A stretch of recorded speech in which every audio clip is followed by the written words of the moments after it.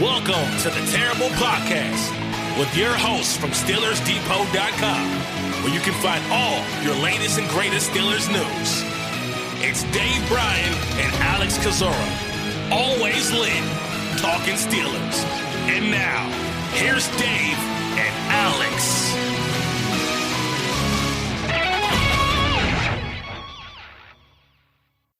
Welcome to the Terrible Podcast, Season 13, Episode 44. He's Dave Bryan. I'm Alex Kozora, SteelersDepot.com. Thanks for being back with us here, Steelers Nation, on this Monday as the Pittsburgh Steelers enjoyed their bye week as we all sat back and relaxed a little and watched the rest of the NFL. Dave, how you doing? Doing good. Got to watch a lot of football this weekend. Quite a few college games and obviously a full slate of NFL games on Sunday. And then we get a chance to wrap it up Monday night. And the beautiful thing about the Monday night game between the Ravens and the Saints is the Steelers got both those teams coming up, and the Saints with the obviously the next one on the schedule there. So we get to kind of cheat, if you will, and pre-scout during the game, and just makes for a lot more enjoyable week when you can get ahead of your work kind of that way. So I don't expect the Saints to give the Ravens much problems tonight, but stranger things as we've seen in the NFL have happened before, but I actually do kind of look forward to this game tonight. I wonder who Baltimore's going to throw to. No Rashad Bateman. It seems very unlikely Mark Andrews is going to play. In fact, he might have been ruled out. I'm not 100% sure. I think he was. Yeah, I think either that or he's doubtful. I know that. So it's going to be your guy, Devin Duvernay. You're a big Duvernay fan coming out. He's one of the top receivers now. Boy, he's come on, hadn't he? And after not being really used a lot those first couple of seasons, I remember having talks when we had John Eisenberg on talking about, man, some of those receivers over there are going to have to go, and that was back before they had turned Miles Boykin loose. And I was a Devin Duvernay fan coming out, and he's good on returns too. That's an interesting thing about him. So he's probably going to have a good game Monday night. Although when you have Lamar Jackson, he's able to run the way he's able to run. That certainly tilts the tables a little bit there. So anyway, it should be an interesting game. I'm sure the Ravens are pretty heavy favorites in this one. And they also have that tight end, Isaiah Likely, who probably will see a lot of work, and he's done well for them in his rookie season. Anyway, one quick stat of the weird over the weekend. Pittsburgh no longer, Dave, the 32nd ranked offense, up to 31st with the Colts 3 points against the Patriots, bumping them down to 32nd. So there are good things to come out of the Steelers bye week. No loss. Now the 31st ranked offense. I'll take it. Woohoo! And as we posted yesterday on Twitter, you get to look forward to that a couple weeks from now. That incredible Monday night matchup between the Colts and the Steelers in Indianapolis. Boy, they got a mess over there right now with Indy. Trying to transition to a young quarterback over there, and that's not obviously going well at all. And they've kind of got themselves now, I think, in a pickle where I don't know. Do you go back to Matt Ryan? I kind of doubtful that they will, but we'll have to see when Matt Ryan kind of gets himself fully healthy there. But not a matchup to look forward to. Although it'll probably do pretty good in the TV ratings because the Steelers usually pull well. I guess the big question now at this point is a couple of weeks from now, will that game against the Bengals get flexed out? And my gut says no, because the Steelers are involved, and it's just something that we don't see happen with the Steelers getting flexed out of games. And the Steelers will still be probably a pretty good television pull overall. But I'm sure I'm guessing we'll find out pretty soon in the near future whether or not that gets flexed out or not. As you guys can probably tell, not a ton to talk about today as we're coming off the bye. Mike Tomlin will speak tomorrow. Players will speak later today after this podcast is recorded. But I just want to ask you, Dave, just big picture, Pittsburgh sitting 2-6, but they are going to get back TJ Watt. We very much assume for the Saints game. They have a quote-unquote easier, more forgiving schedule. history is no guarantee over the future, but the last two times Pittsburgh started seasons 2-6, they finished both of those years 8-8. So what is your feel about Pittsburgh's, progression in course, the back half of the year or back half in a game, given the 17-game schedule? Where do you see this team going the rest of the way? Well, there's a lot of ifs involved, but I mean, assuming T.J. Watt can come back and be T.J. Watt and be close to that same kind of player, and if Damontae Kazee can get kind of infused into this defense, and if Larry Ogunjobi's knee isn't a big issue, I mean, a lot of what my thoughts are about this second half revolve around the defensive side of football, and you said it. I mean, you look at the second half of this schedule, and teams outside the AFC North, and this is something we've highlighted all season, so it's not new. But teams like the Saints, the Colts, the Falcons, the Panthers, the Raiders. I mean, as bad as the Steelers have been this year, all those teams certainly seem beatable. Mm-hmm. As far as the Steelers are concerned. Now, you get into the AFC North games, and then that's obviously a different can of worms. I mean, Baltimore looks like they're going to be tough no matter who they have, and they've obviously upgraded, some on the defensive side of football with Roquan Smith on it. But I guess, long story short, I think they can win. It's going to upset people. I think they can win 4 or 5 of these games of their remaining 9 right now. Look, I think you'd have to be out of your mind to suggest that this team make the playoffs at this point.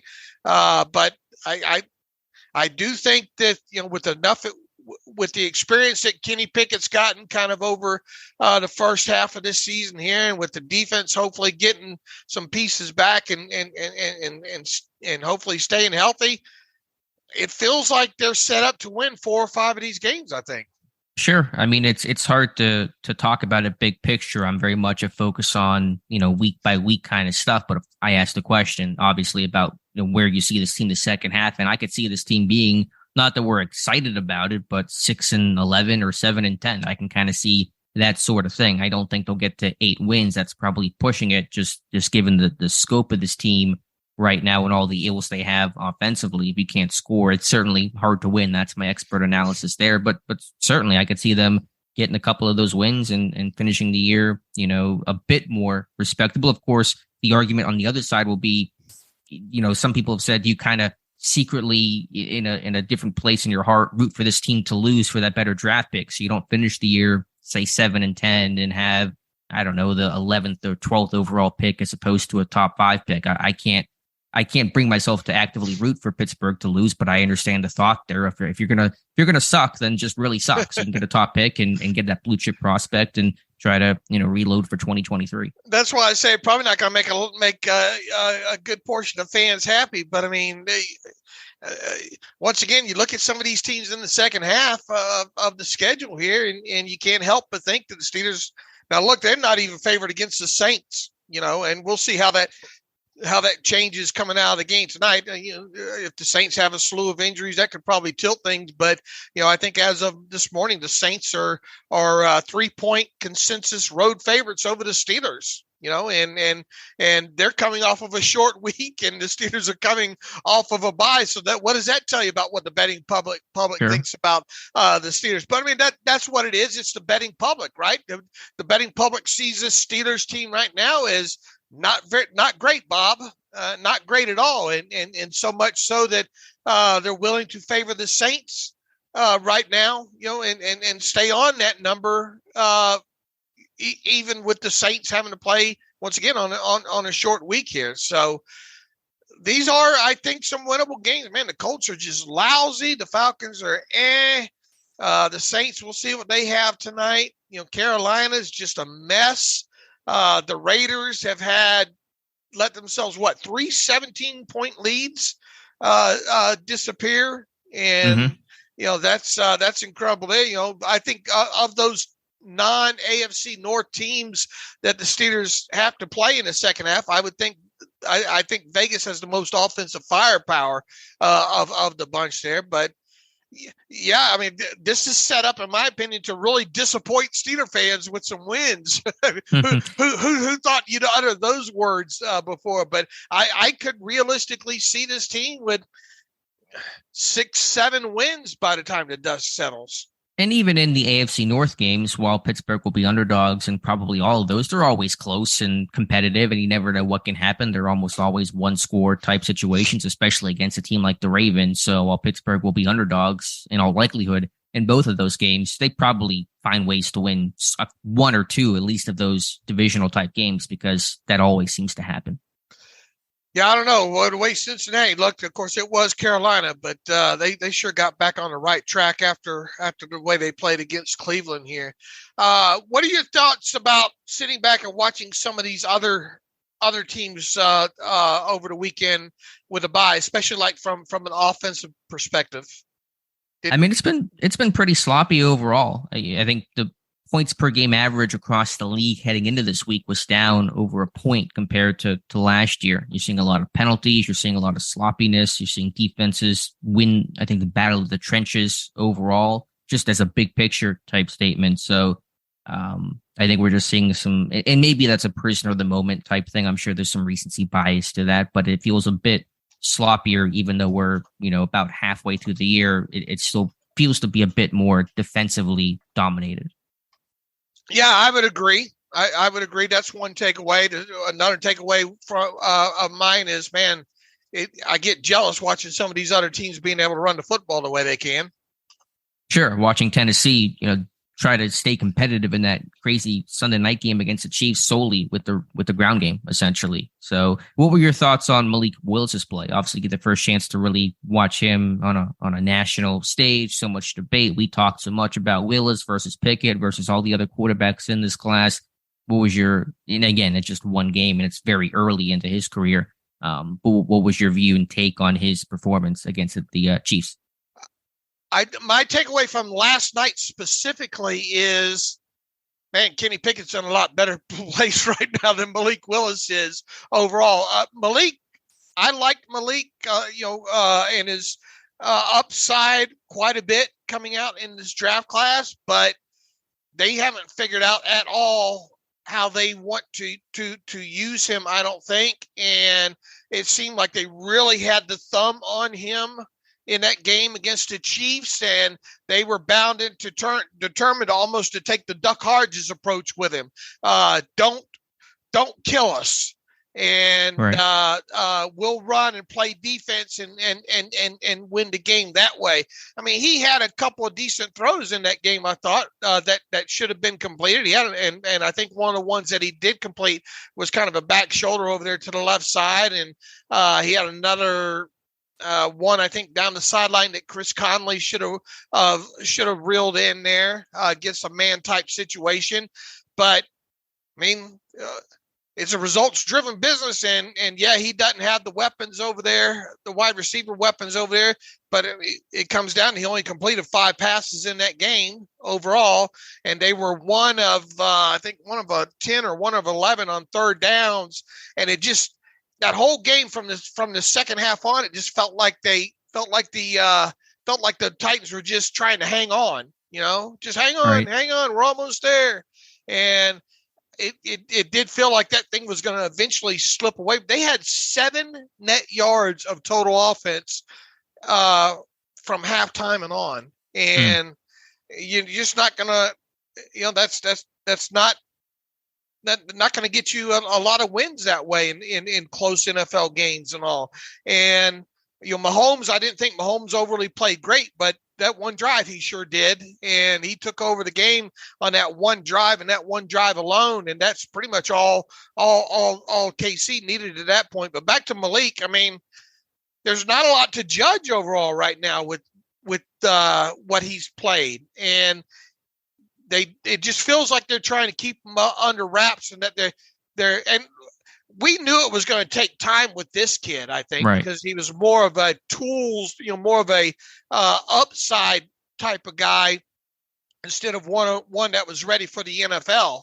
But it really looks like they didn't even have much of a plan for him And he's probably got long way to go as far as reading defenses. And it does look like he's a drop back. And if that read's not there, I'm bailing one way or the other, So I think we've got a lot to learn about him. But I think if you were to put him and Malik and Kenny in a vacuum, what my takeaway was, oh boy, Kenny's a lot further along in his NFL progress than Malik is. That was my takeaway. You're right, but we knew that before the draft even happened, that Pickett was more ready, that Willis was a multi-year project, and Pickett was a guy that could come in right away and have better command of the offense. I think the Titans have a good plan for Malik Willis. They're taking the air out of the football. They're relying on the run game. I wish Kenny Pickett was kind of in that situation where you had a good offensive line and a really strong run game and a workhorse back in Derrick Henry to really take some of that pressure off. It just got late in the game. Willis had to make plays, and he really just fell apart because he can't be someone that's going to run a 2-minute drive or try to lead this offense late. And so it really was a not how you start, but how you finish kind of game. Mahomes able to handle those situations, obviously 100 times better than what Malik Willis can. So I thought Willis made some plays. As you said, that throw to Conley was fantastic. So there were some good moments from him that don't show up on the stat sheet, but obviously he's a guy that has a long ways to go. Yeah, the curve on him's still great right now. Yes. Now here's the thing: if the Steelers had half the running game that the Titans have, Kenny Pickett be in a lot better place right now instead of having to throw 40 something times and all. And but yeah, the Titans, and that Titans defense is good. That front can really get after a quarterback, and I think we saw that. And the Chiefs tackles aren't all that. If they're weak anywhere, I think right now it's at one of those tackle positions, possibly even both of them.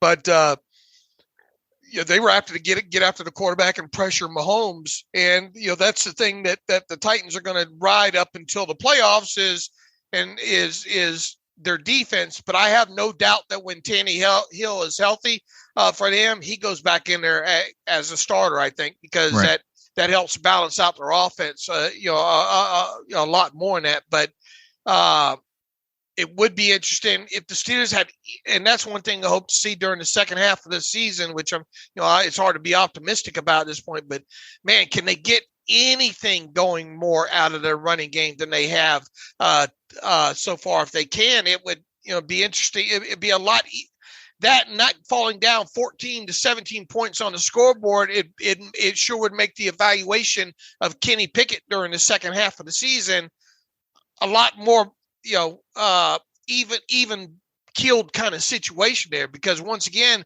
so hard to evaluate the kid when nearly half his snaps dropbacks have been with losing by 10 points on the scoreboard. What is the number of dropbacks per game that Pickett has in the 3 full games in which he's played? It's got to be right around 50. I mean, he threw the ball 52 times in his first start against Buffalo, and then he had probably almost 50 against Philadelphia, and I think he had 44 attempts in the other game against Miami. So, I mean, it's got to be around 50 dropbacks per game, which is a number that is not doable for all but, Mahomes and Allen of quarterbacks in football, much less a rookie. So definitely point taken there. I don't know how this run game gets a whole lot better, though. It's just hard to identify. It's not that there's one issue with this run game. It just feels lackluster all the way through. And again, it goes back to what is their identity? Who are they? What base schemes are they going to rely on to really, in a 4-minute offense situation, what are we going to do that works best for us to close games out? I don't think Pittsburgh has that. That's pretty obvious to say. So could this run game get better? Maybe there's some talent up front that I think can do that, but I don't know really how to describe the best way and what's needed for this run game to get better. I think some of the stuff that they've done the best so far is inside zone, which isn't great, but I mean, it seems to be that they have the most success that way. And then, some of that pin and pull stuff out on the edge, it's been hit and miss, but when it's hit, I think it's had some 12, 13, 14-yard runs and all in that.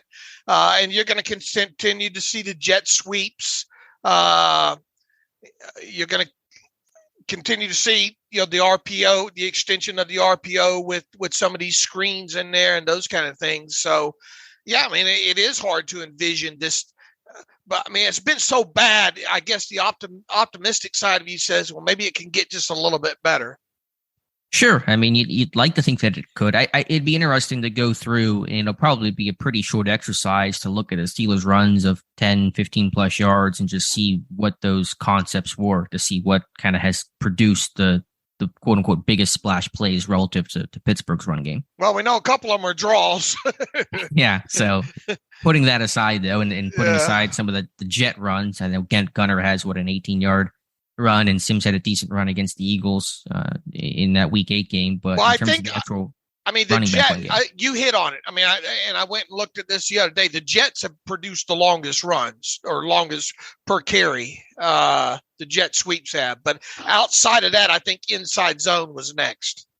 Okay, so but it was around four, right at 4 yards per carry, which isn't much. Right. So certainly an obvious point, and the one we've been talking about since 2019, essentially, get this run game going and still sitting in a very similar place. Anyway, Steelers not playing this weekend. One very recently former Steeler, playing, though, in Chase Claypool, making his Chicago Bears debut as the Bears had a shootout loss to the Miami Dolphins. Claypool, 6 targets, 2 catches, 13 yards, added a 4-yard rush as well, but also not shown on the box score. One defensive pass interference called drawn, and then one that probably should have been called late that was not. And so Claypool's impact probably a bit bigger than what the stats show, but his debut was still, I think, relatively quiet. And, him going, getting moved when he did, you would kind of expect them to have kind of a limited menu of things that they wanted to try to do with him. It was a lot, early targets were kind of that shorter passing game type stuff. And then the other stuff was take a shot downfield with him. So I think he played something like 28 or 29 snaps. 26. So 6 targets on that. They got him involved a good bit. They tried to, at least. Right. And he did draw an early pass interference call for like 28 yards down the left-hand side. And then, what's got kind of the internet buzzing, at least late Sunday afternoon, was probably should have drawn another one there late in that game. There was some questionable pass interference or calls or non-calls, I guess, if you will, later in that game. That game ended up being, I made sure to tune that one in yesterday, and that ended up being one of the entertaining early games on Sunday afternoon there. But he did not draw a pass interference on that final deep play there, and that was it for the Bears. But I mean, Fields looked like he had a good game. I really wasn't impressed with a lot of things that he did in that game overall. But until Claypool's able to consistently deliver down the field for them, I mean, I guess it's another target maybe to help kind of take some pressure off of Mooney over there. But statistically, I don't, that one, Claypool didn't light it up for the Bears over there. Really, the most important thing, though, for Steelers fans is seeing Chicago lose. And although it was an error defeat, it's still a defeat nonetheless. And so that will help the Pittsburgh second-round pick acquired in that Bears deal. I believe you said that is currently the 38th overall pick, the Bears pick there? Yeah. Pittsburgh's now picked, but you know what I mean. Right. And that's what it was. Let me double check that this morning here. See, I don't think anything changed. But Tankathon has it as 39th overall right now, the Bears pick. Gotcha. So I don't know what possibly, this is all off of future win percentages, and this changes almost nearly every game. But they have it at the Bears pick at 39th overall, which obviously second round there, and the Steelers right now look like 4th overall in the first round and 3rd overall in the second round. So 3 picks in the first 39 picks as we sit here today. So that would be 4, 35, and 39. Are those the numbers? You would be correct, sir. 4, 35, and 39. Okay. Yeah, I wonder when the last time that happened was for Pittsburgh. Picking 4, that hasn't happened since Bradshaw when they picked first. Have they picked? I think you got to go all the way back since the last time they've been this high. Yeah. Yeah, so that's pretty crazy. But again, talking about the back half of the schedule could alter things, and we could see Pittsburgh picking at, say, 10th or 12th by the time this thing's all said and done. Was a report, and it wasn't, a giant news because it was already semi-reported earlier in the week, but on the Sunday shows, Adam Schefter reporting the Packers offered their second-round pick, which had been reported, and also another late-round pick to Pittsburgh for Chase Claypool. Pittsburgh turning that down, opting to take the higher and just the sole second-round pick from Chicago. So just more ammunition to the report of the interest, the trade market for Chase Claypool, and why Pittsburgh was able to get such a valuable pick out of that deal. Yeah, well, that will certainly be watched the rest of the way, right? Because the Packers haven't been playing great, and the Bears probably should have won that one yesterday against the Dolphins, but they obviously didn't. I can see us having a conversation later on in the year, thinking, the Steelers should have taken that. Probably should have taken that Packers off of there, but. It'll be interesting to watch play out. Yeah, it will be. And the Packers, Aaron Rodgers has been a mess. They lose to the Lions. He throws, 3 red zone interceptions, I believe was the number. Lazard's playing hurt. Watson's hurt. They got no one to throw to. It's a bad situation all around. The Vikings are just running the NFC North right now. Yeah, and they're winning some close games, aren't they? Yeah, they are. Kirk Cousins finding a way to get it done, and he was having some fun on the team plane afterwards, I saw. Let's talk about AFC North here. Not much to talk about with the Ravens game tonight. The Browns also on a bye. So the only AFC North team in action on Sunday were those Cincinnati Bengals blowing out the Carolina Panthers. It was 35-0, I believe, around halftime in that game. It was the final 42-20. There was some garbage time that Carolina put up in that one. Tommy Tremble, we both like coming out, had a touchdown reception in that game. But Joe Mixon with 5 total touchdowns in that one. So heck of a game for him. Who has him in the Steelers Depot Fantasy League? It's not me, and I was not playing against him, thankfully, but that's a good question. I don't know who has him, but whoever does is a happy person right now. Yeah, Mixon certainly came alive in that game, and once again, they're playing. I think the Panthers even fired a couple more coaches this morning. Yes, I think I read something on that there. But Joe Burrow, 22 of 28, I think 200, didn't have to do too much, 206 yards and a TD because Joe Mixon was running crazy on them, and obviously the Steelers get the Bengals in a couple more weeks from now. And I think that one's back up in Pittsburgh, if I'm not mistaken. There, so and this is a Bengals team that did not look sharp at all against the Browns. What was it? The week before there on Monday Night Football, I think. But anyway, and we'll get to watch the Ravens tonight. And as you mentioned, the Browns were on a bye, so not a whole lot to report there in the AFC North. I imagine tomorrow from Mike Tomlin, he'll be asked about the status of TJ Watt and Damontae Kazee. We both would expect those guys to get activated ahead of this Week 10 game against the Saints. And so Watt's impact is obvious. Now will become the starting left outside linebacker, will transform this defense in a lot of different ways schematically in terms of being able to blitz a little bit less, in terms of maybe Cam Hayward seeing the center slide less often, the run defense, just a general impact, probably see less of the variety of personnel groupings, the 3 inside linebacker packages, probably see a lot less of that, and probably a more simplified base, quote unquote, type defense overall. So Watt's impact is obvious. With Damontae Kazee, not quite sure what role he could have. Some of those 3 safety sets is possible. Maybe they run some nickel where they're having a third safety in against a team like Baltimore with some tight ends that are athletic. That makes sense a little bit later in the season, but getting both those guys back, headlined, of course, by TJ Watt, are going to be some of those boosts to this defense and why we think this team could have a better second half of the season as opposed to the first half of the season. Yeah, they need the 2 things, right? Sacks and takeaways. Yep. They didn't nearly had. They had how many takeaways did they have in before the bye? 10, and 5 came in week 1. Is that right? That sounds right. I don't have the exact numbers. It was 5 against the Bengals. I don't know how many it is total. I can look that up for you. Yeah, I'm looking at it right now. Takeaways total. The Steelers had 10, and 5 of them came in week 1 against the Bengals. They need to. It's not rocket. It's not rocket surgery here. You got to up the takeaways and lower the giveaways and mix in some sacks there on top of it. And then it would be nice to see this offense actually register made more than 2 or 3 explosive plays a game. And only 15 sacks, 7 of which came in week 1. Only Alex Highsmith and Cam Hayward had more than 1 sack on the season. So we're not going to hit that 60, are we?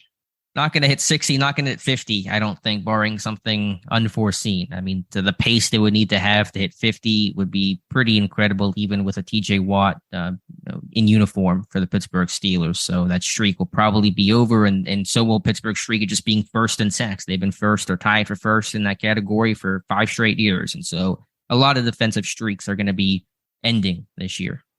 Yeah, I am excited to see if they can get Kazee on the field. I mean, I got pretty excited about him during the preseason and wondering what kind of role he could play in this defense. And it's unfortunate that they obviously didn't have him because of that injury late in the preseason against the Lions. But now there's a move coming with him this week. There's a move coming with Watt this week, and they need that defense. If they're going to win any games, it's going to be because the defense gets marginally, or not greatly better. Sure, significantly better is going to be the key for them. I think Kazee, he'll see snaps. There'll be some sort of role they'll carve out for him, but I think it'll be pretty minor overall. We're talking, 5 to 7 snaps a game, probably at most, maybe a bit more against a team like Baltimore or some circumstantial type situations, but I don't think it's going to move the needle too much, but good depth to have overall for a secondary that's been injured for the vast majority of this season. I was just going to ask you a question. I just lost what I was going to ask you there, Dave. But offensively, just your thoughts on where this team needs to go the rest of the way. I mean, obviously the scoring output is horrendous, but any just maybe more specific thoughts? Got to find a way to utilize George Pickens more, I think, in the offense. And red zone, we talked several times about, one of the things that I think that's going to be interesting to watch as far as the evaluation of Kenny Pickett goes in this second half is I really want to see his red zone production and the offense overall pick up, because this is still unlikely. This team's still unlikely to get down in the red zone, frequently. So when they do get down in there, we've got to see more touchdowns instead of field goals in those situations. So one of the things really I have circled when it comes to Kenny Pickett and looking at, the line in the sand from where he started to where he ended the season is the red zone production for him. And the other thing, obviously, is his ability to push the football down the field. We need to see the average completed air yard number go up and, get around that 5 or 6 number at least, I think, and got to see him, ugly interception, explainable interceptions or not. We just need to see the interception numbers go down, period, in that. And, and just hope that this team can run the football just a little bit better. I mean, this is still a team that's yet to record a rushing explosive play at 20 yards or longer. We've got to see a couple of those in the second half of the season here, and the penalties too, man. Enough of those stupid penalties, those unforced errors, as I think that you called them last week. The alignments, the illegal, ineligible guys downfield, the false starts. I'd much rather see the holds or something like that on offense than some of that other garbage, because once again, this is not a 15-play drive offense. Maybe one a game you get to see that, but it just seems like any other time that they have possessed the football for, let's say, 6 or 7 plays in a drive, that's when those penalties crop up, and it just crushes this offense. It's too much for them to overcome. The only offense Pittsburgh can beat is themselves. I mean, that's what they're good at doing right now with all those penalties, and they've been a real big issue the last two games against Miami and Philadelphia. I think, honestly, Matt Canada has not called the worst games the last couple of games against Miami and Philadelphia. I think it's been schematically okay, not great, but acceptable. Nothing I'm as mad about as I was the first 5 weeks of the year. I think it has been truthfully just a lot more on execution and personnel and those penalties that have really doomed this offense the last 2 games in which they played. Now, again, that's not a defense of Canada overall. It's been, he's still responsible for that overall body of work, which has been as bad as it's been since 1970, essentially Bradshaw's first year. But I do think it's leaned more on the players in recent games as opposed to the coaches. Yeah, and once again, we've got to see the turnover number come down and the red zone number go up. I think if those two things happen, that in a vacuum will at least give you something to kind of, I guess, build on coming out of this season here. And he's definitely poised and never has not been since he stepped on the field here, and he should. He knows that this is his team at this point, and they know what he does good and can build upon it. You would hope at least some degree in the second half, but I still don't know how the complexion of this offense isn't going to change greatly by week and all. I don't think they just got to execute better.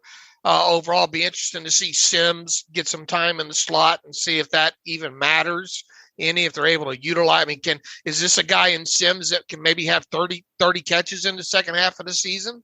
And, I hate to beat the drum again, but you look at these other teams and they're built like the Dolphins, man. It's such a good yards after catch team. Even on some of those short running back, throws to the running backs. The running backs are going north and south, and there's good yak opportunities over that. I mean, you want to talk about hidden yardage, and it was interesting. They brought up in one of these games the Bill Walsh book, and I know you and I have read that before and all. But I mean, hidden yardage, yards after the catch is such hidden yardage as is. Stuff like drawing penalties down the field. I think that, that we saw a couple of years ago with Chase Claypool is an aspect of this offense that you don't plan for, but when you get it, those kind of things don't show up in the box score. Right. And I mean, the top yak guys on this team are not doing much. There is no yak in this offense. That's all pretty well established. I will say, to the point about the penalties, where there's a player component to that. We've seen so many comments from Mitch Trubisky, Kenny Pickett, and others saying that coaches have to hold these guys more accountable. Practice habits have to be better, and so those are things that can be reflective in on coaching. And to see those comments and the volume of those comments, to me, was really concerning when you're having basically leaders and figureheads on your offense saying, "Hey, these coaches need to do a better job of holding these guys accountable." That's concerning. And so that's something that has to change going forward post-bye week. That kind of goes back in that comment that I had an issue with what Matt Canada said a couple of weeks ago. Don't just sweep it up underneath a rug that you won't probably see that happen in 15 years, or in Kenny Pickett's career. Make sure it doesn't, teach it, coach it, make sure it doesn't happen again. Don't leave something like that to numbers, odds, if you will. There, this team, I think I'm looking at it right now on the NFL media site here, 60 penalties right now. What is that rank? I don't have a ranking on it here, but 60 penalties for 358 yards. It has nullified 155 yards of offense overall there, and their opponents have 47. So their opponents have 13 less penalties so far. The nullified yards is a lot different. The Steelers' nullified yards is 155, and their opponents 58, just 58 nullified yards for their opponent there. So, and by type, let's see here. And by the way, the 60 penalties looks to be around middle of the pack in terms of the league-wide number. Pittsburgh Steelers by type. 9 offensive holding. I think that look at your stats, your rankings here. Do you have holding? It looks like they're 6th in the league in holds. Is that right? I can pull it up here in a second. If you just give me one chance here, because all it shows me here is in parentheses in a rank, and I think that's 6th in the league. Okay. I'm showing 9, but that doesn't look to be 6. That looks to be about, again, average, middle of the pack. Okay, they're showing 6 in parentheses, which I imagine is maybe that's no. Hold on a minute here. Yeah, I'm seeing it looks like maybe. I mean, Detroit has 13, Arizona has 12, Green Bay 12, KC 12, Chargers 12, Jets 12, etc. So I don't think that 6 is showing the ranking. Is that 6 fewest maybe? I Okay. No, they seem to be about middle. Unnecessary roughness. They have 7, and that's got 29 in parentheses. That's probably on the high end of things. Well, the site I'm looking at shows just 5. So I don't know. We're probably. I don't know how they're collecting some of this data here, but it seems to be one of the higher numbers in football. All right, I'm looking at anyway. Here's how they go: offensive holding, unnecessary roughness, false start, ineligible downfield. They have them as 6, with 1 declined. Yeah, I have 5 accepted, which is now tied with Miami in first place. Pittsburgh was first place heading into this game. Miami also has not had their bye week, so they played one additional game to be in. And again, the league is cracking down on that this year, but Pittsburgh is not. Remember that answer that I didn't like from Canada after the Browns game that Jaylen Warren played that got called back when Canada said, we're going to run it the exact same way. And I said, well, buddy, that's a bad idea because you're going to get called for it the exact same way. And Pittsburgh, unfortunately, has been called for that far too often this year. As far as players, individual players go, I see Kevin Dotson leading the team with 8 and 1 decline. So I think and then Dan Moore. And here are Dotson's penalties specifically. False start, offensive holding, ineligible downfield, unnecessary roughness, false start, holding, ineligible downfield. Dan Moore second on the team with 6. And his is holding, false start, holding, and illegal formation. Yeah, Dotson's a hard guy for me to figure out because I think the talent's there. Listening to Pat Meyer talk about him over the bye, that he's a big guy, good anchor, he's physical. I think he's at his best, he's the best run blocker on this team whenever he's playing to his potential fully. But he's just a really frustrating guy to watch in penalties and technique and overall consistency. All right, so we know they got to get the penalties cleaned up, and look, I mean, a lot of what we're going to be looking for is just progress of Kenny Pickett overall. I think in the second half of the season here, and it's hard to do that when you're down 10 to 17 points a game for most of the second half. There, you'd like to see this team at least get in situations where Pickett maybe is throwing 29 to 30 times, or dropping back 30 times at most a game, and they're staying in it, and they're able to have some semblance of balance with the running game there. Just overall, they're a bad situational football team. And when you're a bad team in general, generally those things go hand in hand, but they're 27th in third down offense. They're 28th in red zone offense. They're 26th in third down defense. The only situational stat they're good in is red zone defense. They're 6th in football. That's kept scores down and made these games a bit more competitive, excluding blowouts to the Bills and to the Eagles. But when you're a bad third down team overall, when you're a bad third down defense, not going to win many games. Mm-hmm. All right, Dave covered that, I think, pretty well. You did want to talk about one last note on that William Jackson trade from Washington last week, right before the deadline, about the roster bonuses, and some old Steelers philosophies when it comes to bonuses still exist, even with a new regime and Omar Khan and Andy Weidel. Yeah, it was interesting to hear the report a couple of days after that.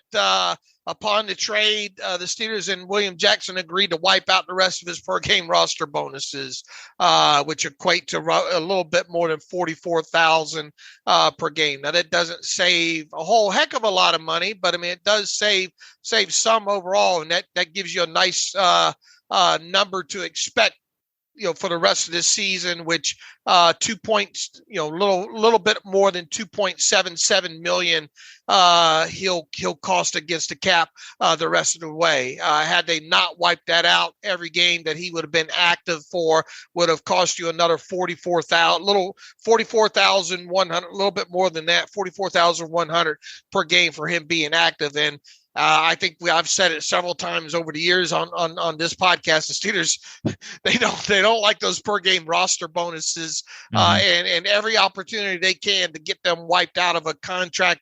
Normally they come from other teams. I think Vance McDonald was one of recent times that had that in his deal. Normally those they don't initiate those. Those come from other teams there, and I guess I haven't asked Joel Corey yet if maybe they got Jackson to wipe him out of 2023, but 2023 don't even matter at this point right now until we see William Jackson III play the rest of the season. Because as we mentioned in reviewing that trade last week, the fact that this is at least with an option to buy right now. So if Jackson doesn't play well over the course of these final 9 games, none of it matters because you're just going to probably cut him before that roster bonus is due in March there. So at least they got a little bit of relief here on his deal for the rest of 2022. That's what I was going to ask you earlier. How do you think this cornerback rotation goes? Let's assume everybody's healthy. We'll get more information on that tomorrow from Mike Tomlin in regards to the statuses of Levi Wallace and even Josh Jackson and James Pierre. But assuming everybody's healthy, how do you think the cornerback rotation looks in base and in sub packages? I'll tell you right now, I think Keller Witherspoon's on the outside looking in at things. And, we'll see what happens with Josh Jackson here, right? With he might be back off the roster here soon, right? Right.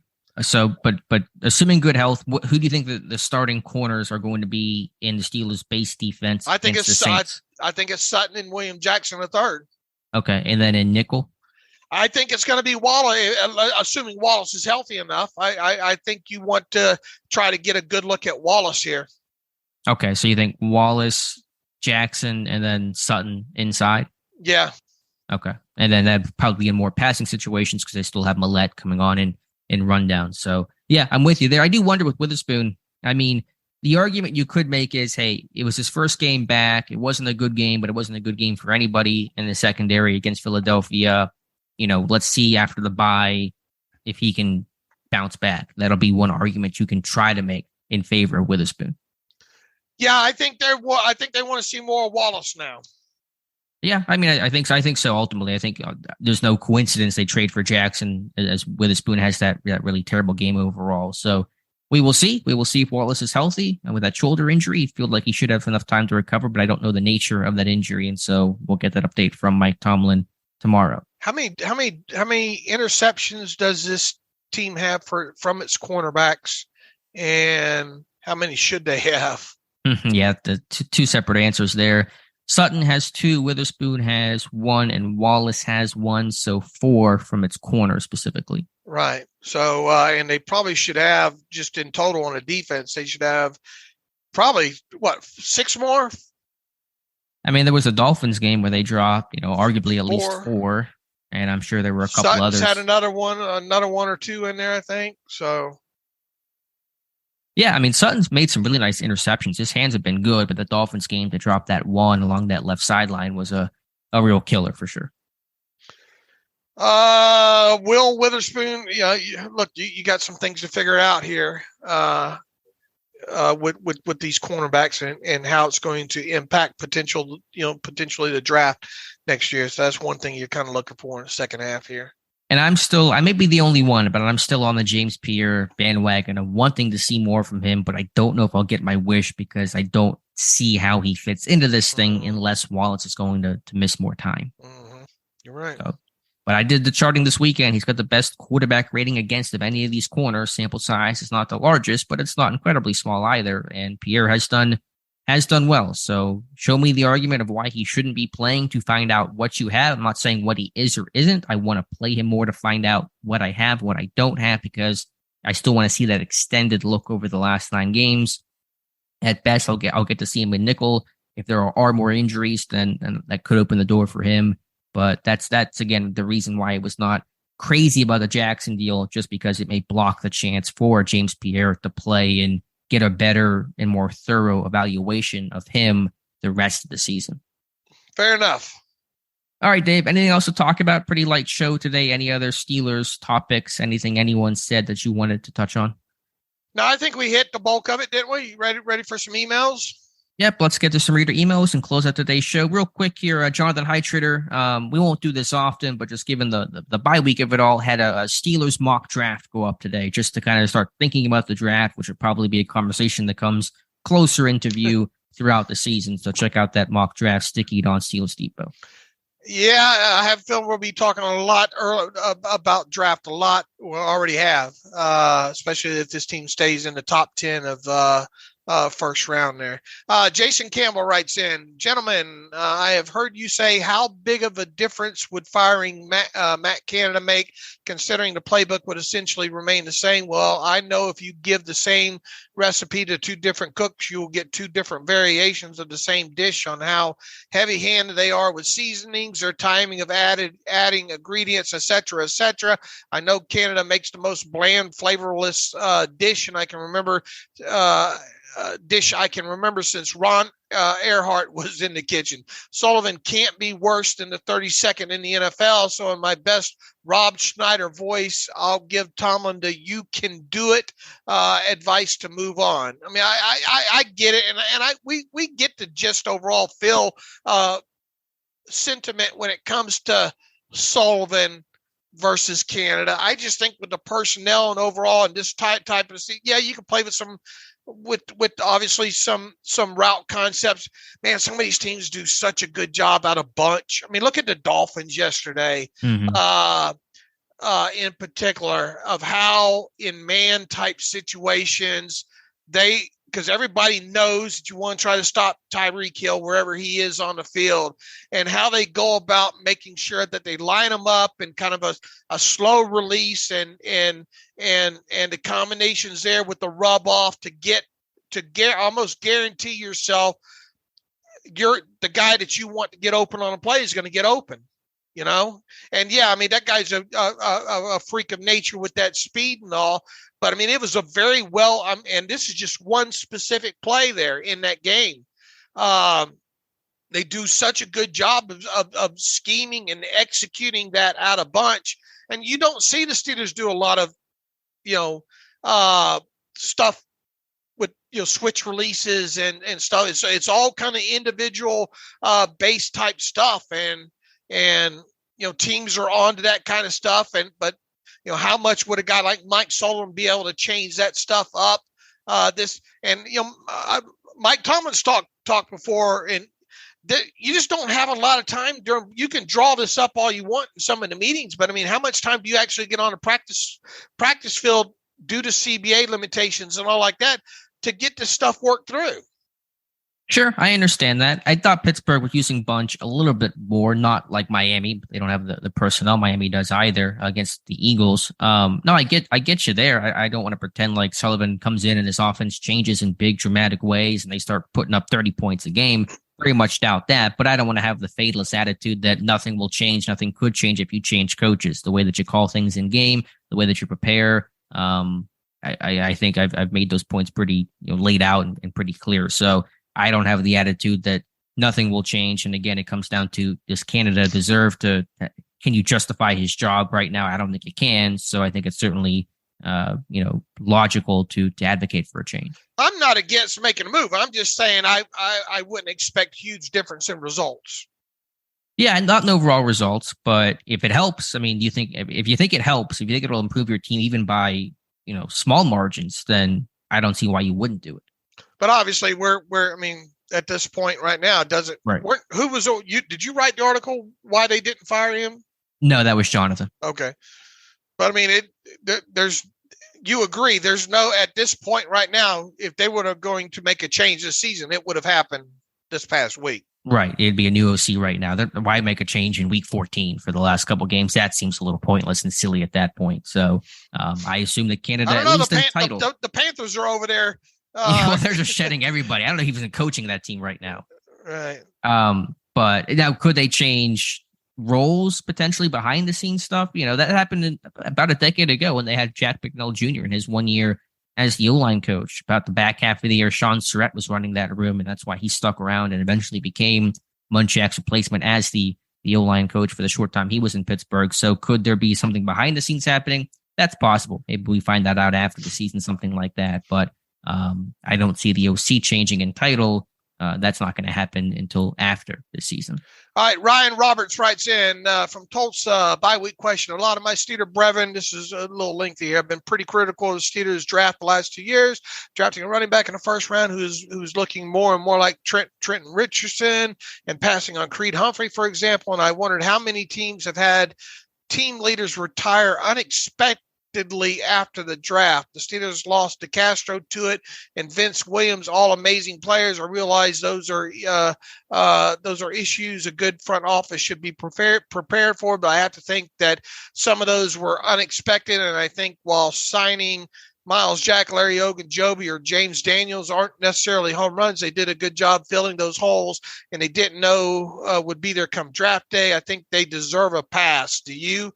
I guess this is more from a leadership aspect. Look, I mean, they missed DeCastro's play. They don't miss DeCastro's leadership.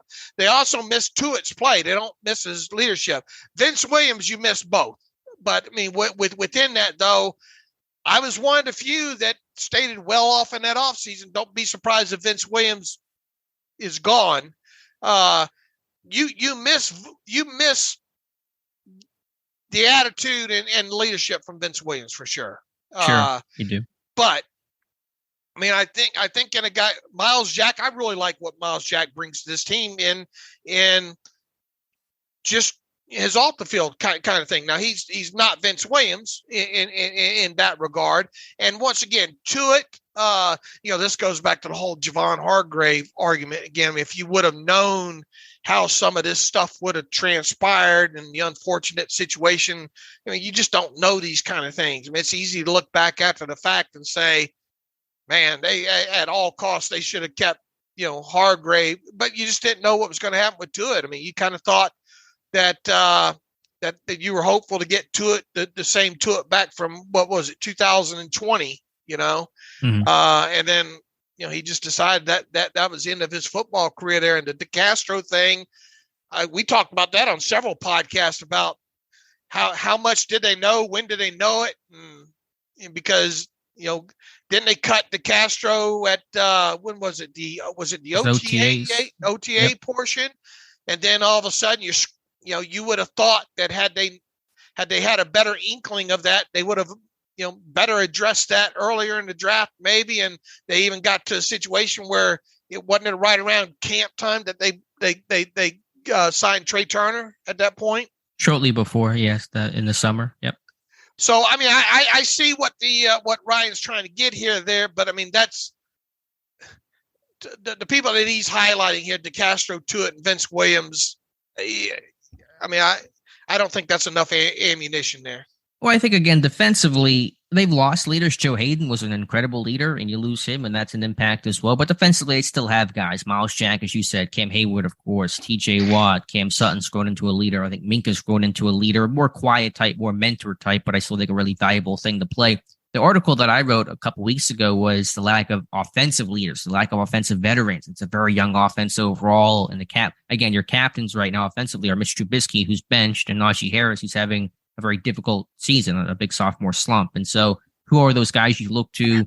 Not that they're always stars or starters or tremendous players, but who are kind of the glue guys offensively. And I don't know really who those guys are. Even defensively, I've talked about this before. To me, Arthur Millette is one of those glue guys that is really energetic, high energy, great teammate, great locker room presence. I mean, I'm watching the tape. I know it's a really small thing when you're 2-6, but I'm watching Millette come flying off the bench anytime somebody makes a play offensively. Pat Frymuth makes a catch, and Millette's storming off the bench to help the guy up and pat him on the back. Just little things like that. There's a good energy and presence and leadership and just role to play there. And who are those guys offensively? I don't really see anybody, and that's not the number one issue for this offense, but to me it is an issue, and they're lacking that offensive veteran presence and leadership, and that's hurting this team. And I thought about this laying in pain on the couch last night on my back. Our conversation about Najee Harris, and it feels like he's being asked to do something that's not in his wheelhouse here. And I wonder how much, maybe to some degree, that might be impacting his play overall on the field. That along the lines. What makes you think it's not in his wheelhouse? I'm just curious. It feels like that's not who he is. It feels kind of he's uncomfortable having to be the new leader on the offense. I think they'd be better served to him. Just let him, be the kind of player that maybe he was at. Do you remember much talk about at Alabama? In fact, he's even talked about having some kind of head-butting with Nick Saban and all. It doesn't feel like being offensive leader, spokesman for the offense is right up Najee Harris's alley. No, I think there's some discomfort to it. I think it's new to him. He didn't have to be that guy. I think there's a lot of discomfort to it. I think that's fair because at Alabama, there were so many 5-star guys. He was just one cog in the machine. I mean, he wasn't necessarily the guy. He played a really important role, obviously, in that championship team. But, they had so much talent overall that he didn't have to have all that pressure on him. But is he capable of being a leader? I mean, that's harder for us to tell. I think maybe he is. Mike Tomlin certainly seems so. And you're trying to develop those things now, which probably comes at a learning curve and some bumps in the road, especially in a difficult season. So I get your point. But I don't know. I think it's too tough for us to tell as outsiders because we're not interacting with that guy on a daily basis. Number 2, would the Steelers have drafted Kenny Pickett if he played college football at another school? Would Kenny be a Steeler if he played college ball for Louisville or NC State or Oregon State? He says, Ryan says, my gut tells me no. He says, I am pulling for Kenny to be the dude, but I think his best half of football has been his first action in the second half against the Jets where he threw 3 picks even. He is looking more and more like I feared he might be. Christian Ponder. Than what I'd hoped he would be, Justin Herbert. There is no way right now. As I've stated, with him having to play behind so much and not having to run. I mean, have there been probably enough of those wow moments for people to hang their hats on? Absolutely not. But there's no way I'm going to make a hard, fast. This is what he is or isn't at this point. I tell you what, watching Malik play last night, at least got me in the thing that, oh man, Kenny's looks light years ahead of him right now. But I mean, you would obviously think that would because Malik Willis was a very less polished player, and Kenny Pickett was deemed the most NFL ready and that kind of thing there. But I mean, are we ready to call him Christian Ponder just yet? I mean, I'm not there. I want to see him play more football with the score within one score games. That's really what I'm looking forward to. And once again, the things that I want to, let's see even these quote unquote excusable turnovers go way down. Let's see him get this team in the end zone when they're down there in the red zone. Those are 2 things that I'm really looking for, that and obviously being able to up his completed air yard distance. Yeah, I'm not ready to call him anything good or bad. I'm just taking it all in. The question of would they have drafted him if he didn't play next door, it's impossible to answer, obviously. I do think it played a factor, and not in the homers aspect, just in that they were comfortable with that guy. They knew who he was better than these other quarterbacks overall. And so could you argue that Pittsburgh, for as often as Mike Tomlin says, we don't want to seek comfort, we don't want to live in our comfort, did they get too comfortable with taking Kenny Pickett? You could argue that, but it's still early and time will tell, if they ultimately made the right or wrong decision. But I understand that aspect of the question. There probably is some validity to it, but of course we'll never know. Look, if you're going to be considered let's say a top 8 quarterback in today's NFL, you have to have some degree, I think, of mobility, ability to look at Mahomes and the way that guy can extend plays, man. I mean, either with his feet or with his arm, and no, I'm not expecting Kenny Pickett to be Patrick Mahomes, but you have to be able to out of system type of plays. Okay. At some point, 1 or 2 during a game, usually, at least to maybe make a difference in a game. You have to be able to, at some point, throw the football down the field and connect. And you have to limit the stupid, turnovers, if you will, the stupid decisions there. So if you're going to be a top 8 quarterback in today's league, I think that's what you need. Yeah, I get that. You look at the top quarterbacks in football, most of them are pretty mobile guys to at least some extent. You don't have to be Lamar Jackson, but you got to be able to extend plays. And who do you think, if you had to guess, who's like in that top 8 to 10 range in quarterbacks right now? I wonder who that would be, because that was my thought. Could Kenny Pickett eventually become a top 8 to 10 quarterback in football? That was, to me, maybe his ceiling. I'm just curious who that guy and kind of goal would be right now. Tua? Would Tua be in that group? Man, he's playing really well, though. He's playing fantastic. Yeah, but he left 2 throws on that field yesterday, which would ease. Did you see the end of that game, the fourth quarter of that game? And I saw the underthrow that you had posted. I didn't watch the end. I don't think it was shown in my market. All that said, because of what else is out there, I think Tua is right around in that top 10 category because of what he does give you with the feet and all like that. I'd have to. He's super accurate. His accuracy's off the charts. Right. I think short intermediate game. I'm just looking like who's like a top 8, because the quarterback play has not been very good this year. No, it hasn't. Rodgers, Wilson, Brady, etc. I mentioned Russell Wilson. Like it's hard to find. Like maybe top 10 isn't as good as it normally is. I would agree with that. It's like a watered down. It's like your top 4, and then there's a big gap. Yeah. It feels like here. Let's just look. Hurts obviously is playing really, really good. I mean, they have him in a perfect type system with the perfect type personnel that really accentuates what he does well. Who would have thought we'd be talking about Geno Smith the way he's being talked about right now? Once again, you got a great system, around him that accentuates what he does well. Mahomes, I think Burrow is easily in that top 10 now. Josh Allen obviously is. Lamar, from a sheer mobility aspect, has got to be there. Right. No, I know who's in there, but I wonder who's closer to 8 to 10. Obviously Mahomes and Allen, those guys are at the top. Right, but what I'm getting at is right there is I think where it ends, where a huge. I mean, Kirk Cousins is playing well enough, but do you still? I guess Kirk Cousins is still top 10, right? He's playing well. It is kind of crazy to say, but he's not doing a ton, but he's doing enough, and he's got a great weapon in Justin Jefferson. So, yeah, Kirk Cousins might be closer to that 10 range of kind of where the top 10 quarterbacks sit today.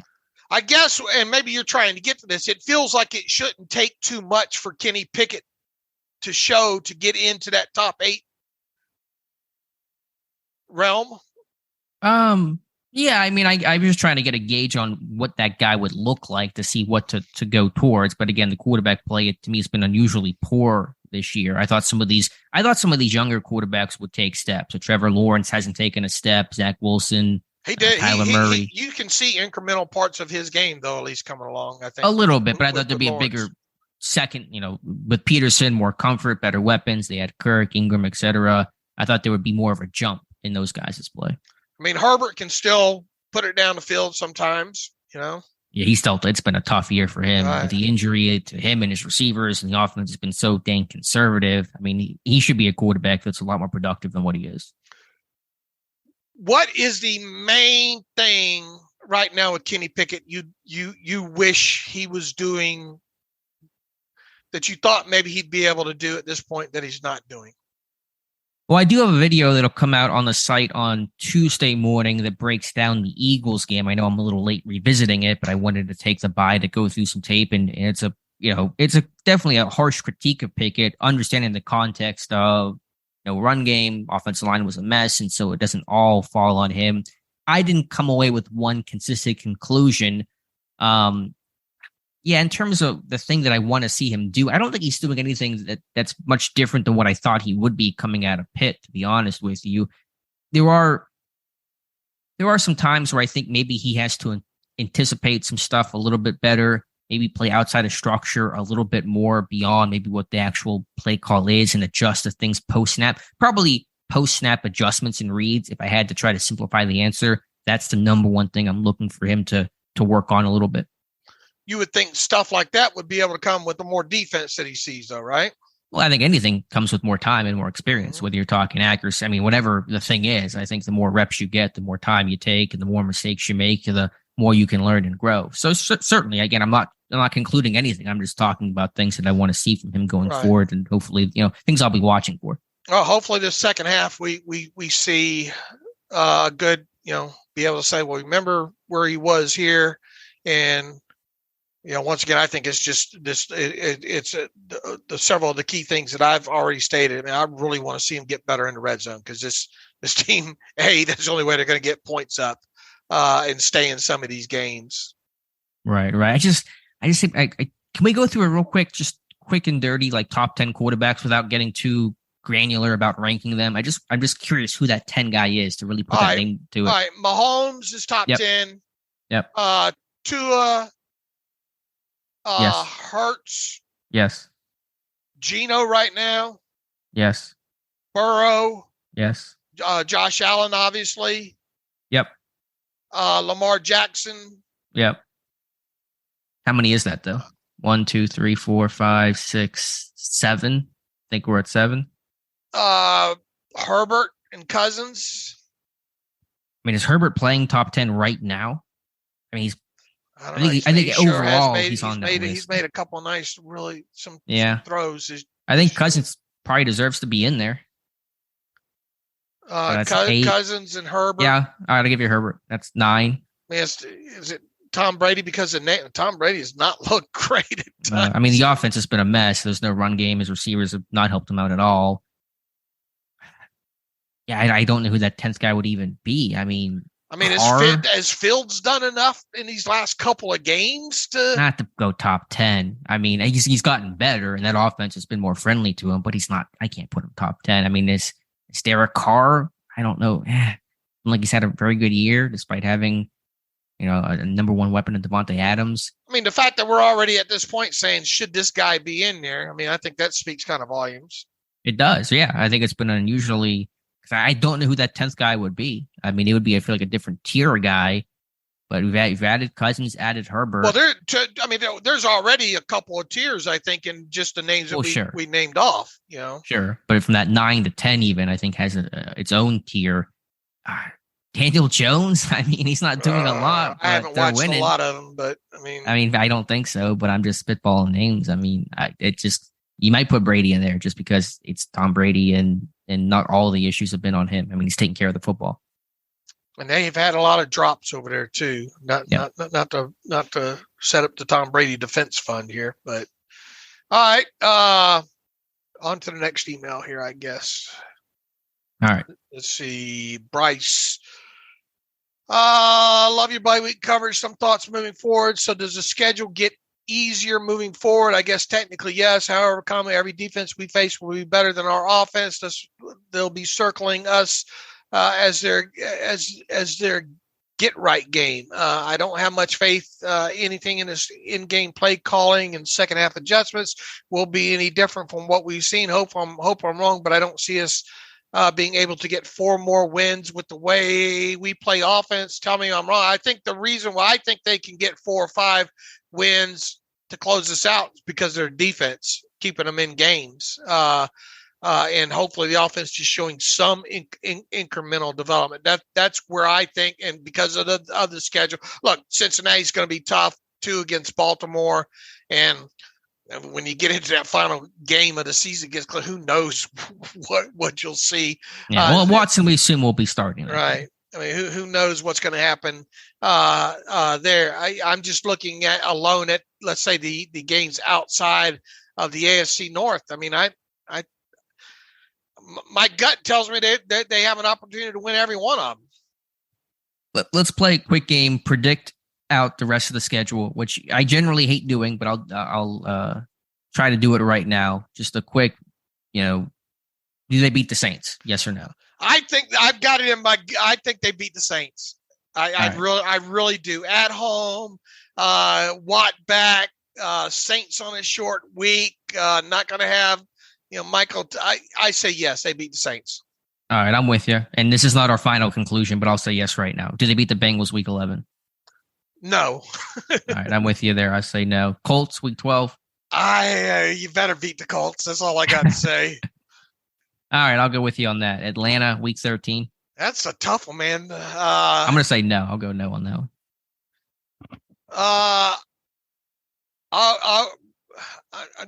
What's in my monster drink this morning? I don't know. I'll say yeah, they'll beat the Falcons. That's fine. That's fair. Baltimore week 14 at home? No. I'll say yes. They always split against Baltimore. Carolina week 15? Yes. That's one of those they better kind of games. So I'm with you there. Raiders week 16? You better win that one with all the pomp and circumstance and everything around that one. I'm going to say yes. I'll say no. They never beat the Raiders. Week 17, Baltimore on the road? No. Yeah, I'm with you there. And then week 18, hosting the Browns. Flip a coin. You got to get me something. I'm going to go no.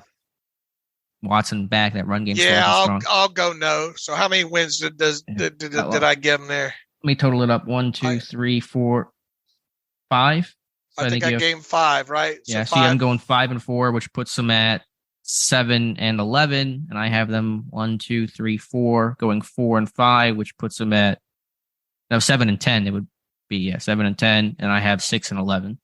Okay, so that's our very don't hold us to it second half projections. So you got 7 and 10, I got 6 and 11, which sounds about right to me. All right. Let's set William Jackson 3 aside for now because we don't know what he is at the moment. If free agency started tomorrow and you could sign the top corner on the market, the top center on the market, the top left tackle on the market, which direction are you going to go and why?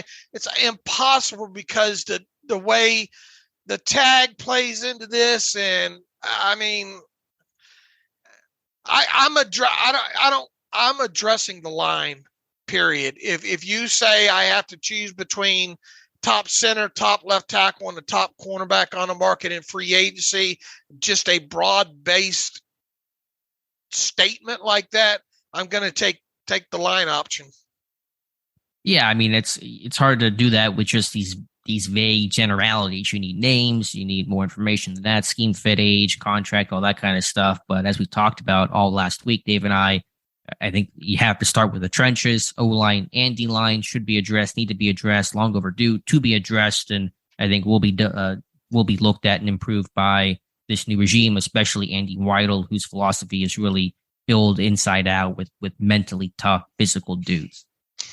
Let's move on to Brandon, running back discussion of top round, 2022 season based.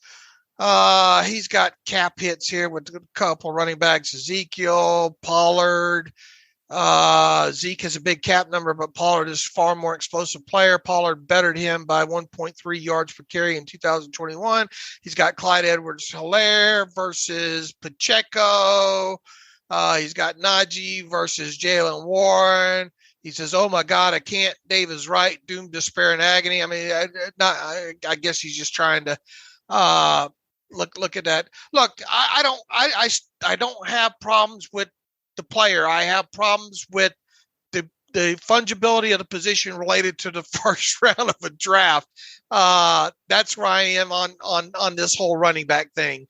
And because it's just so rare for running backs to stay healthy, through their first 2 seasons and not miss games. And it would take a lot of something happening moving forward to get me out of my mind space of that it's okay to spend a first round draft pick on any running back. Whatever it's worth, there was a comment that I read the other day about Tony Pollard and the running backs coach for the Cowboys saying they like to have him about 30 plays per game because going beyond that actually kind of wears him down a bit in game. He's not quite as fast, doesn't have the juice when he's not playing as fresh. And there was a tweet that talked about Bruce Arians saying the same thing with Andre Ellington in 2013. And they tried to move him into that full-time role, be the workhorse back, and they had diminishing returns. So there's probably value in the sense of not overworking some of those guys, and especially rely on their speed and space like a Tony Pollard that keeps them fresh and allows them to be efficient. So there might be a point where you don't want to go over a snap count because you get diminishing returns as the guy kind of gets tired and worn down in game. Now, that does not justify Zeke's contract, And I think there's probably a better argument. Personally, I think there's a better argument to be made about don't pay running backs, but you can draft running backs high, just put them on the pile and start over after the rookie contract. I think I'm more in line with that than I probably am this don't draft a running back within the top 2 rounds kind of philosophy. I'm more so in the first round. I mean, second round, I think it becomes a different. I don't want to time out wagon in a first round draft pick to a guy that I would, normally where the Steelers come from, they'd like to draft and then get those guys in the first round and then have them at least play, 8, 9 years in Pittsburgh. Now, obviously that doesn't always come to fruition. We'll see. Edmonds isn't going to make it to 8 years in Pittsburgh, I don't think. And obviously Artie Burns didn't, and you can go down the list there. But I think you really lessen your chances by making that a running back position. And if you are going to draft running back that high, in a first round, then it should be the final piece of the puzzle that you need. Everything's set on both sides of football. If only we had a bell cow running back, this could put us over the top. You know what I'm saying? Sure, I do. I get that argument, and I hear what you're saying, and I get that perspective. Sean Irvine writes in, what do you guys think is more challenging as a quarterback and why? Starting at a Power 5 school as a true freshman or starting as a rookie in the NFL? Thanks, guys. Love the podcast. Look, I don't care where you bring the quarterback in from.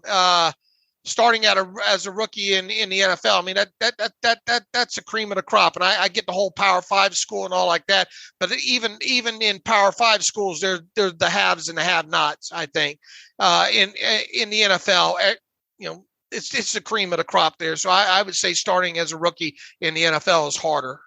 Oh yeah, 100%. I mean that the talent disparity in Power 5 may allow you to win out just based on your team versus their team, and there are no quote unquote gimmies in the NFL. You're playing an FCS team week 1 in the college football level. You get a win to kind of get you started, get your feet wet. That does not exist in the NFL. So rookie anything NFL is harder than college football. All right, one more from Nolan McAdams writes in, Dave, I remember during the lead up to the 2019 NFL draft, you had kept bringing up Chauncey Gardner-Johnson as a player the Steelers needed to look at. I know it is revisionist history, but you can't tell me that Johnson and Minka would not make for a lethal safety combo. To save you the time to look up who the Steelers drafted after Johnson went in the early 4th, I got the names for you. Steelers took after that were Benny Snell in the 4th, Zach Gentry in the 5th, Buggs and Gilbert in the 6th, and Derwin Gray in the 7th. He says, you can't tell me the Steelers could not package their 4th and a 6th or something like that to move up to the top of the 4th. I must say you were right about Johnson being a good player. My point is the Steelers used to be excellent at finding late round gems. As of the last several drafts, they've come away with average to decent players for them.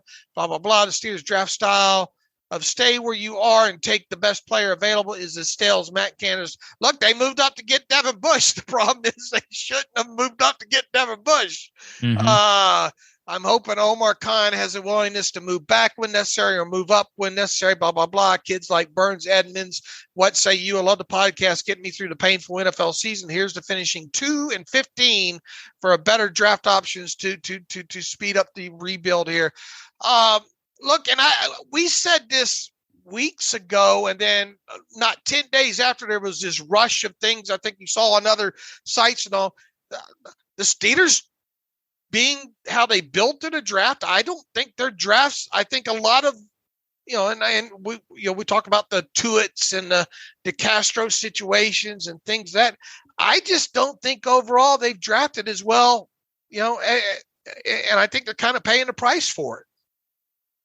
Yeah, I mean, I don't know really what specifically to address there overall. I think with Khan and Weidl, we'll have to see how they operate, but I imagine you're going to see more flexibility, more movement in draft. I mean, Kevin Colbert, he would go up occasionally. I mean, he's done that a couple times, but not often, and rarely would he move down. And I think you might see an approach from the new regime, especially with all the holes his team has to fit, to trade down a little bit. Now, that's all circumstantial, and it's impossible to project and predict, and you only know about it whenever you're in there on draft day, getting actual tangible offers as a board to look at and all those concrete things to evaluate. But yeah, I mean, I think you'll see a newer school approach from these guys in terms of how they operate the draft. I think that probably lends itself to making some more in-draft trades, especially when moving down and getting more picks.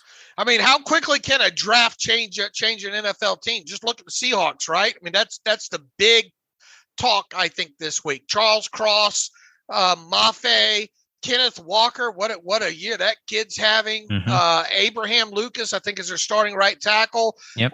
Jacoby Bryant, isn't that the kid out of Cincinnati? The corner, yep. Yeah, leads the NFL in forced fumbles, I think. Tariq Woolen, starting cornerback, 33.1, I think, passer rating against him. That's their first 6 picks. You want to know why the Seahawks are probably where they are right now? Because they're getting hella contributions from a rookie class like that.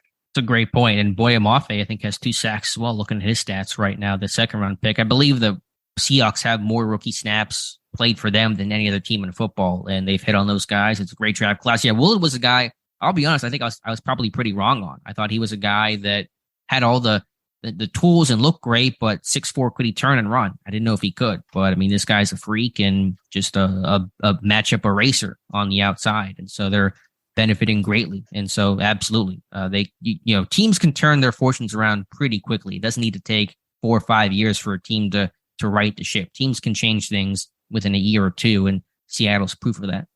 Here's what I have on in my quick look at my Twitter feed search for the name Tariq Woolen. I obviously have a draft profile from our site up on him that went up on March 24th. Who did that? Jonathan? Owen. Okay. Makes sense. DB guy. Yeah.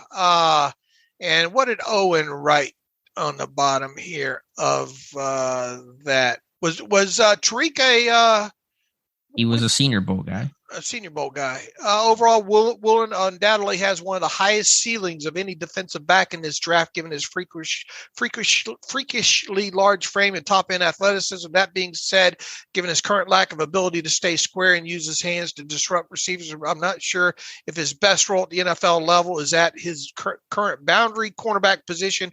Rather, given his freakish athleticism, ability in zone coverage, and ability as a blitzer off the edge, I believe that Woolen could transition to become an elite sub-package safety in the right defense he has. Overall, he had a projection of a late day 2, early day 3. He gave him a 7.1 draft grade based on raw traits, upside, prospect, 4th round.